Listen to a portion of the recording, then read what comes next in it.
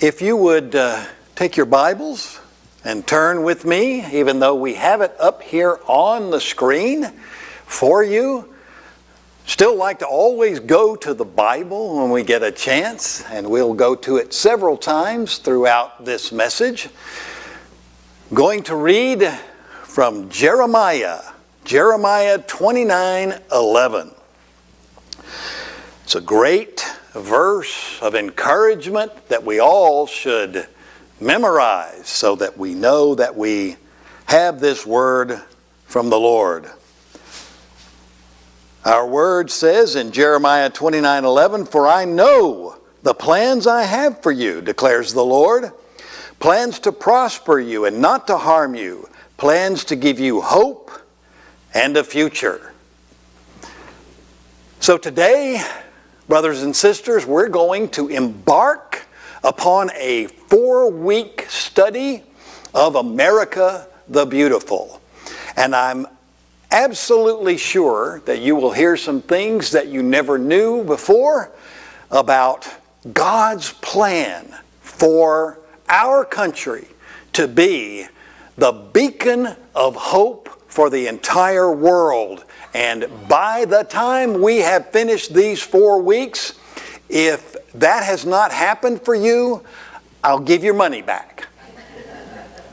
But I'm convinced that it will. I want to start off with a little personal story. As most of you know, CJ and I retired here, sort of retired, here from the state of Colorado, where we'd lived for many years. And we lived on the north face of Pikes Peak. And every morning we got to see Pikes Peak from our living room window as we looked out on the vista. And it was a wonderful time to have there, and we're happy to be here. But the reason I tell you that is that what we're going to see next as our introduction is about that. This is Pikes Peak from the southerly view, and not the north face, but the southerly view. And this is where this young lady, Catherine Lee Bates, came on holiday one summer just before the turn of the 20th century in the 1890s. And in the 1890s, enterprising individuals had actually crafted a road up to the top of Pikes Peak. And you could go up there by horse and buggy. It took you half a day to get up there. 28 switchbacks along and up the mountain. But you could get up there and you could see 4 states from up there, even though it's in the middle of the state of Colorado. And you could look at this wonderful vista that back in those days, without airplanes and without satellites, they were able to see. Only a few hundred people would have had the privilege to see this. And when Catherine Lee Bates came up there, she was able to sit down and she penned the words to this song that we all know. But I want to point out to you the meaning of the song.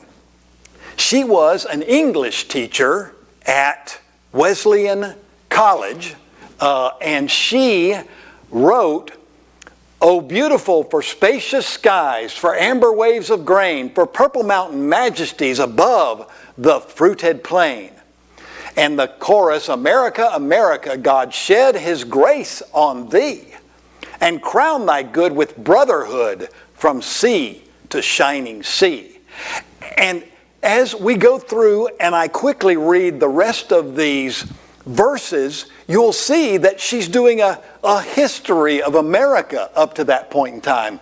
"O beautiful for pilgrim feet, whose stern impassioned stress a thoroughfare for freedom beat across the wilderness. America, America, God mend thine every flaw. Confirm thy soul in self-control, thy liberty in law. O beautiful for heroes proved in liberating strife, who more than self their country loved, and mercy more than life. America, America, may God thy gold refine, till all success be nobleness and every gain divine. O beautiful for patriot dream, that sees beyond the years thine alabaster cities gleam, undimmed by human tears. America, America, God shed his grace on thee, and crown thy good with brotherhood from sea to shining sea. And you'll notice this doesn't say, and crowned thy good with brotherhood. This is a plea to the Heavenly Father. And Lord, crown thy good with brotherhood from sea to shining sea. And this is an anthem that we should all remember in these polarizing times that we live in, where people have been so deceived by the evil one that they call good evil and evil good. And they get out on the streets and try to foment all kinds of despair, all kinds of division. And we, as the people of God, should be the people who are bringing unity, but unity within truth, within what the real truth is, and yet compassion for those who have not been able to know the truth. Today, I am going to tell you about the providential hand of God on the birth of America. And it happened several hundred years before America ever got going into the direction of the Bible and Christianity. It was a wilderness. It was a land filled with families of people who needed to know Christ. And so we're going to see in the next few minutes how God planned for America when the wilderness was still in its infancy and nature. And it's going to be a story of great swashbuckling, but it starts with Christopher Columbus. As everybody know, Christopher Columbus sailed the ocean blue in the year 1492. I think I did that backwards, right? But he came, and we won't talk a lot about him because we've heard a lot about him. But he came and he finally, at the last minute it seems for his crew, landed on the island of San Salvador in the Caribbean. He never even quite made it to Florida, even though a lot of people have made it since then. And he was in search of gold, and he needed to prove himself, and he needed to prove to the king and queen of Spain, who were sponsoring him, that gold was there and that all kinds of other resources were in the New World, and that's where they needed to put their money to invest in this age of discovery. And so they did, and he came and he found just a few little lumps of gold and some little tiny pieces of gold dust. But he took it back and he said, "Look, there's going to be so much more there if you'll just allow me to go back and get more." And they did. So the Spanish crown in search of gold, and secondarily, always they said, to make the Christian faith known to the heathen. And so the Spaniards came and they made conquest in huge ships, and they took over Latin America and parts of South America for the crown. They didn't call them conquistadors for nothing. So this, in the 1550s, is a map of the Spanish Empire. The Spanish Empire had all of North Africa. It had all of Spain and Portugal and almost all of France, except for a little bitty tiny area called Armorica. And we're going to hear more about that later. Yes, I did say it right. Armorica. And you'll hear about that some more. But the King of Spain, King Philip II, was an emperor without much patience. He wanted more gold. He wanted to command the entire world. And as we can see, the Spanish Empire at that time was all of Southwest America, finally got to Florida, South America, at least all the coastlines, almost all of Europe, Africa, India, and Indonesia was where the Spanish Empire had gotten to. They were number one. And they were bringing all kinds of things, gold and tea and all kinds of commodities and goods from all of those places of the world. And it made King Philip II the richest and most powerful man on the earth. Except they had one little kingdom, an island kingdom that was causing them trouble. What was happening was wherever the Spanish ships would come with gold from the Americas, both south and north, privateers that were wink, wink, kind of sponsored by England would come upon them, and if they could take the ship, they would take the ship and take the gold to England instead of Spain, because England didn't want Spain to take over the whole world. They knew they were next. And so Queen Elizabeth kind of allowed her privateers to steal the gold that was stolen from the Indians. And so this little island stuck in the craw of Philip II. And he said, "I disdain that skirt that wears a crown." And that wasn't nice at all, was it? And so he made it his business to get rid of this. And he had a companion in that. Pope Sixtus V was Pontifex Maximus in all of Rome and was over the whole church of that day. And he said, yes, go get that heathen kingdom, because you know what had happened? Elizabeth's father, King Henry VIII, had kicked out that Roman church and had established the Church of England, of which he was the head. And of course, that didn't go down well with either Philip or with the Pope.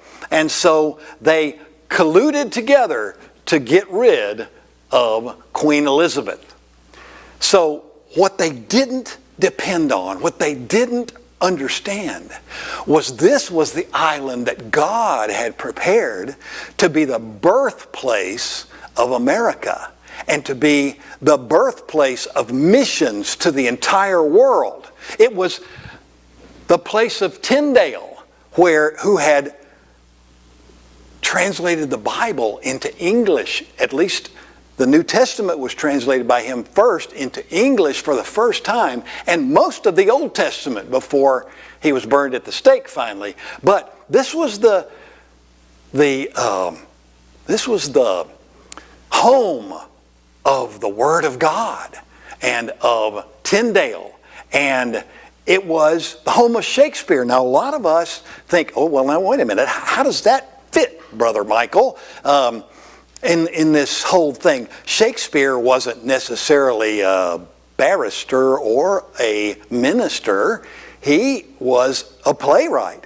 Well, if you look at it, he's showing us, all of his plays show us the signs of the times. In the Shakespearean plays, he references the Bible over 1,000 times in his plays. And those who have memorized some of those plays for our theater stages realize how often they have to repeat Bible verses that were in Shakespeare. And so anytime you really want to get into a thespian mood, just take down your Shakespeare and look at the Bible references. You'll get something out of it. But it's also the land of the Puritans and the Pilgrims. You know there's a difference between Puritans and Pilgrims, right? Puritans wanted to purify the Church of England, wanted to make it better, were trying to work with that system. But of course the Pilgrims, who were called separatists before they became pilgrims in the world, they were separatists because they were our Anabaptist forefathers. And they said, no, you cannot purify a system that has a king, an earthly king and queen as the head of it, because Jesus Christ is the only head of the church. You can't purify that from within. It has to be overthrown. Well, you can see that even Queen Elizabeth didn't care for that very much. And certainly all the other kings and queens did not know that. But the Pilgrims said that Jesus said, my sheep hear my voice. I know them and they follow me, and not what the state church says. And that was the first shot across the bow, so to speak, of the separation of church and state. Not for the good of the state, but for the good of the church. And that's what we kind of got backwards today in our society too. So here's what we looked at in the island of England. It was Protestant, it was separatist, and they had the Geneva Bible, that translation that was done by our Anabaptist and Baptist forefathers in Geneva, Switzerland. It's our Bible. It's not another kind of Bible. It was just done in exile in Geneva. So this was the home of all of that now that Philip had taken over almost all of Europe. So they were a rustic Christian nation poised to birth Christian America. And the evil one was not wanting to let that happen. And so he inspired this battle that we're going to talk about next. God had one more move to do against Satan, inspiring all the world's forces against this tiny island of England. So in July 1588, after several years of preparation and painstaking plans, King Philip II put together this tremendous flotilla called the Spanish Armada. And all of you, I'm sure, in your history lessons have heard about the Spanish Armada, but you haven't learned all of the details of God's intervention. First of all, I'd like to acquaint you with a Spanish galleon. And if you look down here at the very corners, if you can see this little man down here, that's the actual size of a person if he were in this picture in relation to this ship. And this is a man of war. And you can see all the portals. And if you look at it and see these little portals here that I've zoomed in on a little bit, I've enlarged it here. You notice the gun ports have these doors that can be opened and closed. They can be brought up by a rope from this side and brought down by a rope from this side. Can you make that out? And look at what's on these portals. When the man of war opened up its gun portals, they saw the people that they were going after and were about to fire on saw a Medusa head. Oh, terrible, terrible thought that you're about Medusa from the ancient Greek tragedies is going to bring you down to the bottom of the sea via these portals. So in March of 1588, England was not ready for Philip to come against them. They had been asleep at the wheel for too many years. They had been too rustic for too many years. They only had 1,000 soldiers and 70 ships that they could bring to bear to defend their island. King Philip sent 10,000 soldiers to the edge of the northern side of France, just across the English Channel, about 20 to 22 miles from England, from the cliffs of Dover. And he started them building 300 longboats. This was that century's version of the D-Day invasion that was being prepared. But Philip didn't care to make it a secret. He knew he had it made. He was going to defeat this skirt with a crown and take over that island. So we have to orient ourselves that this was Spanish France at the time that was taken over by all of King Philip and Spain down here. But there were some Dutch rebels up here in the hinterlands and in the mountains that were constantly holding on, fighting Philip, had been fighting him through the 30 Years' War, and had been a bulwark for Germany and for the Protestants at that time. And so the Spanish brought 180 ships to the northern part of Spain and anchored them just off of northern Spain and Portugal. And guess what happened at that point in time? A large storm came up. And the storm came up and battered those ships, took many of them offline, and kept them banging into each other until the midday the next day.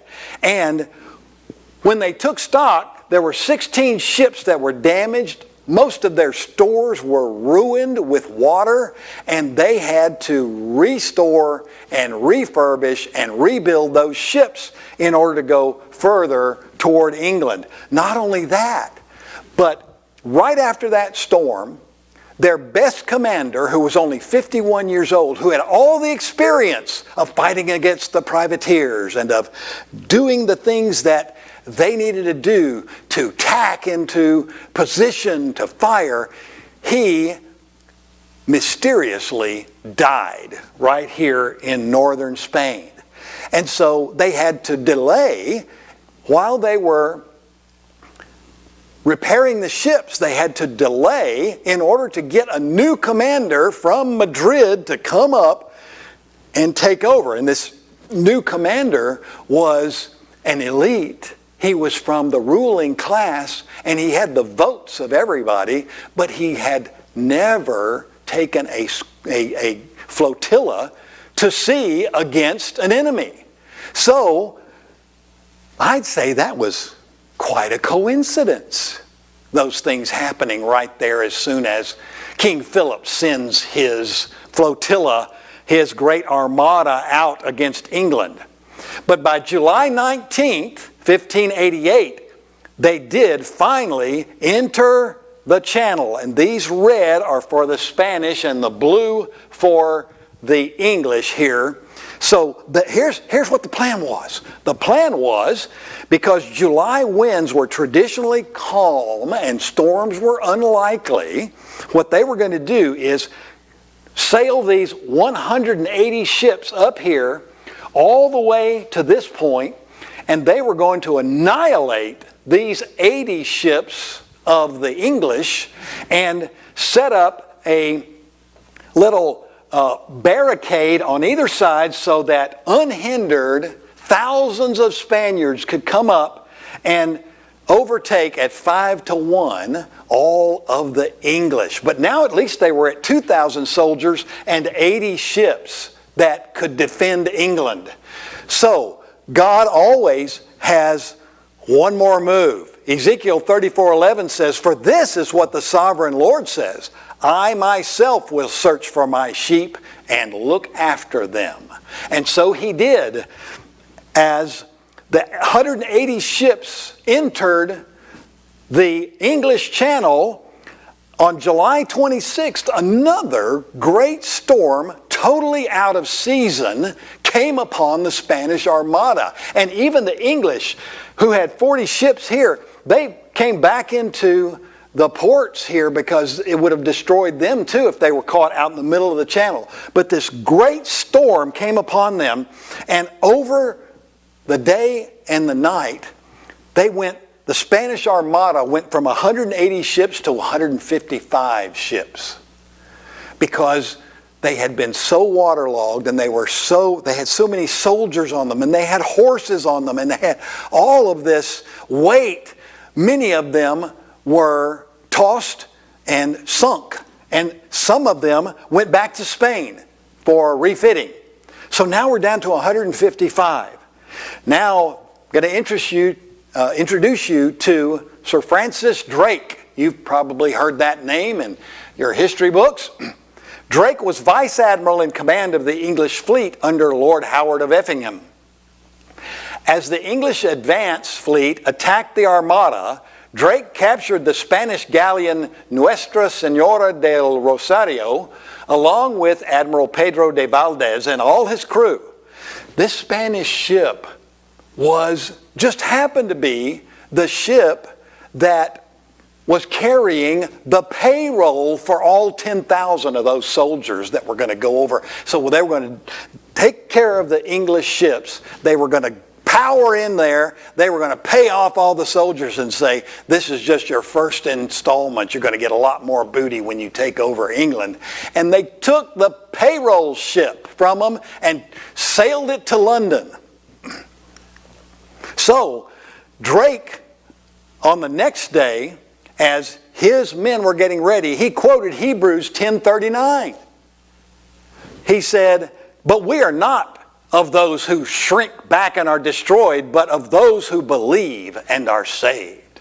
And his men rallied on that cry. And so Drake took 20 ships. He split again the forces of the English, and he moved them into the flank of the Armada. And he caused a lot of harassment on them. And on the night of July 29th, Drake organized fire ships, causing the majority of the Spanish captains to break formation and sail out of Calais into the open sea. The Armada had gone, because he had been harassing them, down into near the port of Calais. And they wouldn't come out, and he couldn't go in because he didn't have the kind of firepower he needed. But he had already thought about it and had arranged to get 6 ships to take everything out of them, have skeleton crews, and they sailed them right at the Spanish Armada. And you could see in the early dawn hours, when the Spanish weren't expecting it, all of a sudden along a line, there were 6 ships on fire. And they were sailing full steam toward an armada that they couldn't miss because it was so big. And so the skeleton crew jumped off into little skiffs and rowed back to the English just as they got everything headed where it couldn't miss the Armada. So the Spanish sailors woke up to alarm, and they were so alarmed that even though there were only 6 fire ships, they started trying to elude the fire ships so that their ship wouldn't get hit. And they were banging into other ships and sinking them of the Spanish Armada. The panic caused more damage to the Spanish Armada than did the fire ships. The next day, Drake and his faster warships were victorious at the Battle of Gravelines, and that's the big battle. So, in review, we have the fire ships here, and they caused a lot of havoc at the Armada, and sailing out of the port of Calais were now only 120 ships left. So, now these 80 ships came against the 120 ships and had that Battle of Gravelines that we talked about, and they were trying to keep them from getting over here to these 10,000 troops, right? So that they wouldn't be able to land on English shores. A key to this also is Dutch raiders. The Dutch only had 8 ships. They couldn't do anything against the Spanish Armada, but they did one little thing that they could do, and that should encourage all of us who are a little church in a little rustic part of the world. You can do something. You can stand. And what these Dutch raiders did, they always kept their sails in view of the scouts of the Spanish general in charge of these guys. And he said, I'm not going to send rowboats across this channel with those Dutch raiders. They'll come out and pick me off. So the Dutch didn't do anything except say, hello, we're here, come on out. And that was all they had to do. They didn't lose one man or one ship. But the Dutch raiders played their part in this whole drama of the battle against the Armada. And so as we move along here, there ended up being only 100 ships that came out of that battle. And guess what happened? Now, we still got 100 ships against 70 ships, and the Armada admirals think, we can still take these people. All we have to do is get over here to our crew. Well, as they started getting over this crew, God once again sent a mighty wind. Now, that's 3 times in this summer that wasn't supposed to be very stormy, where storms came up just at the right place, just at the right time. So I'll let you be the judge of that. And he sent a wind that was so heavy that they were afraid that they were going to crash on the reefs of the shore here. As a matter of fact, this is even an engraving of back during that day, where it shows the wind of God coming against the Armada and blowing them back toward, I don't know if you can see, it says Calais here, blowing them back toward Calais. So they were all worried about themselves, and some of their ships were taking on water, and some of their crew was panicking, saying, this is an act of God. This is 3 times now that this has happened to us. We better go back to Spain. But no, they went forward.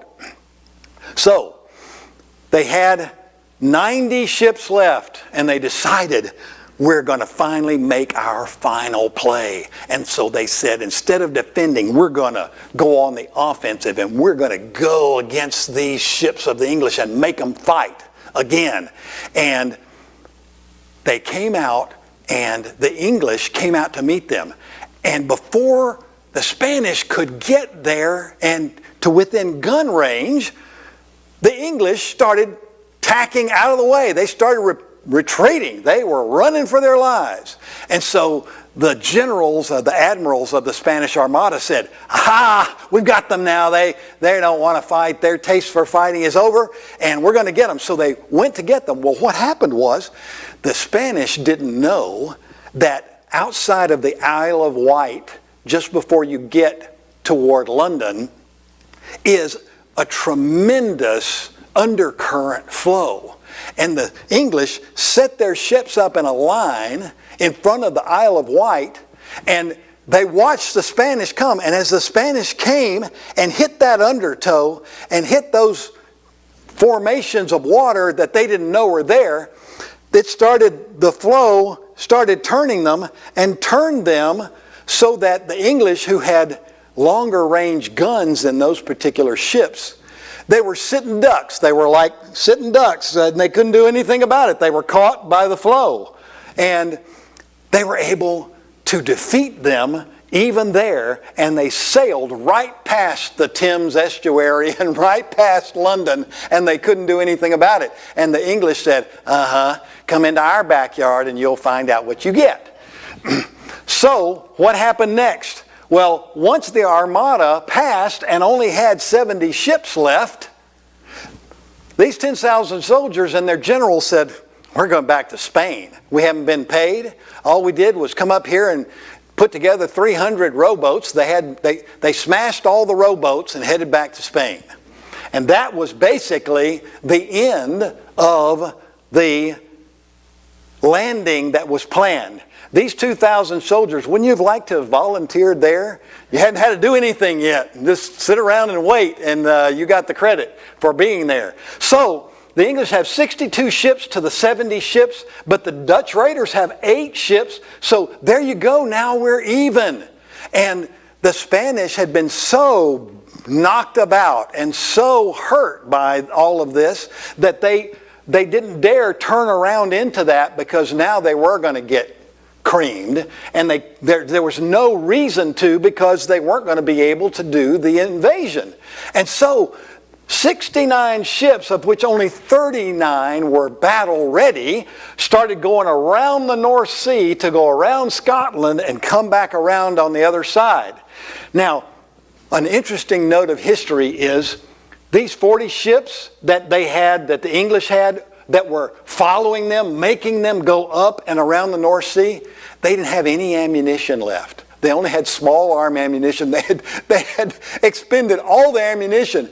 But the Spanish were looking in their rearview mirror going, oh gosh, there comes 40 ships. We can't possibly turn around, because if we turn around and face them, we'll have another disaster. But they didn't know the English didn't have any ammunition left. But the English bluffed them. And so now these 65 ships are going around the north of Scotland. And Scotland at that time was still Roman. And so they were against England. And Ireland was Roman. And the Pope hatched a plan. He said, you guys just stand up there a little while and wait. And what we're going to do is, we're going to have 1,000 Highlanders come down from Scotland, and we're going to have 1,000 Irish militia together. You come around and you pick up this militia, and we'll have them in a pincer where you will sail in here and you'll be able to hold off that English Navy, and we'll still be able to invade.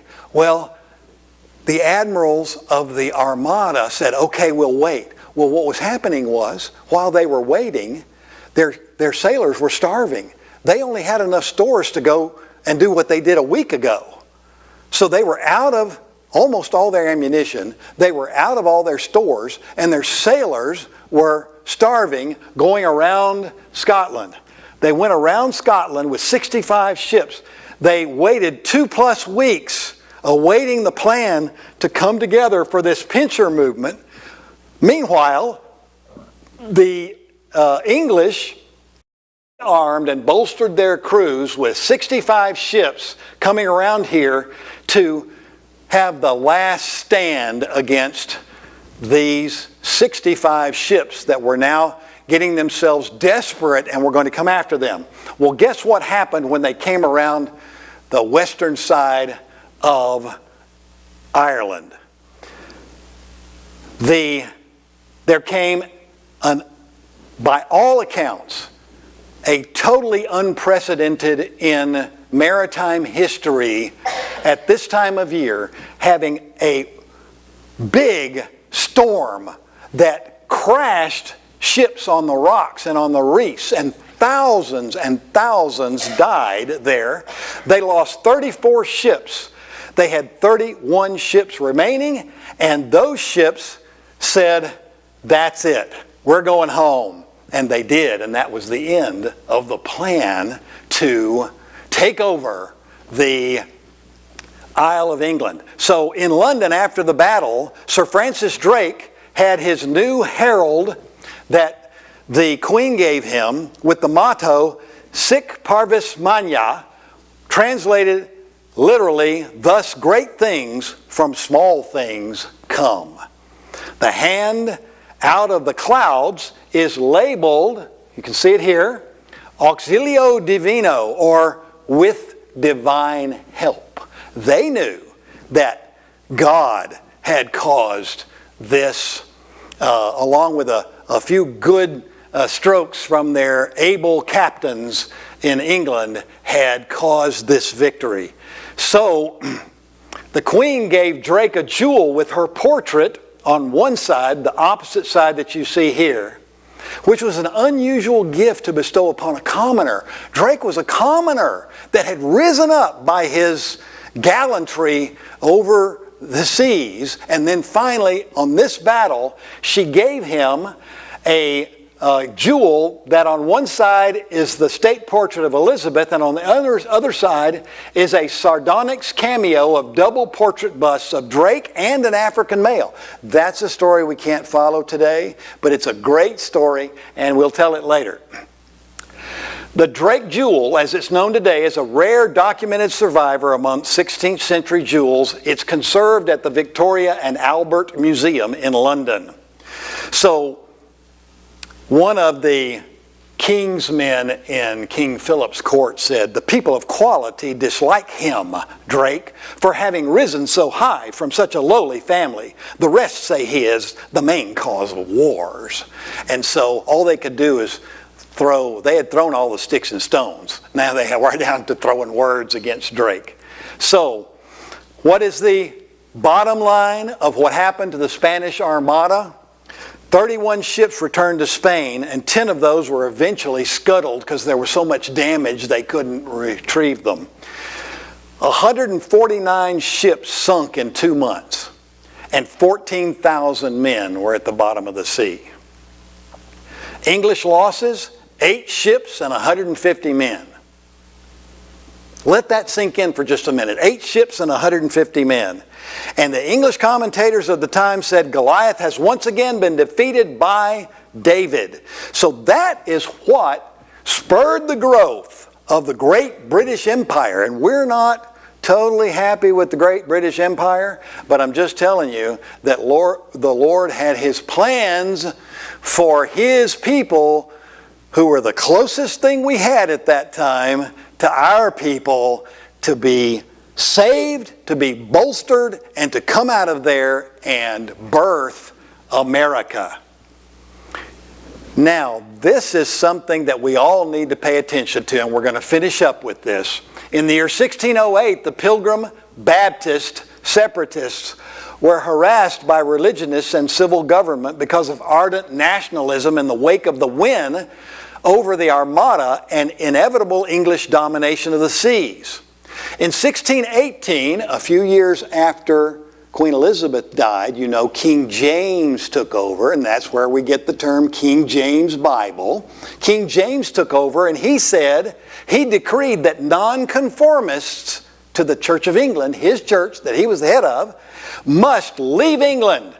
And by 1620, with God's grace, those people sailed for America. But God will not be mocked by Romans of any kind, and his plans for the advancement of his kingdom will not be thwarted. So next week, we're going to finally arrive on the shores of America.